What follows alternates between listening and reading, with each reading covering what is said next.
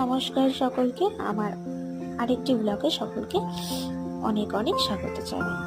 আজকে সকালে টিফিন করার সময় দেখলাম অনেক রকমের ফল আছে, তো সেই ফলগুলো নিয়ে একটা ফ্রুট স্যালাড বানালাম, মিক্স ফ্রুট স্যালাড, যেটা আপনাদের সাথে শেয়ার করতে চলে আসলাম।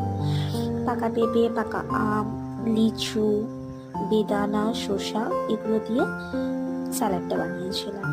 তাই এখানে দিলাম, প্রথমে আঙুরগুলোকে ছোট ছোট করে কেটে নিলাম, বেদানাগুলোকে ছাড়িয়ে ছাড়িয়ে দিলাম, তারপরে শসাগুলো কিছু কিছু ছোট ছোট করে দিয়েছিলাম, আবার কিছু কিছু লম্বা করেও দিয়েছিলাম।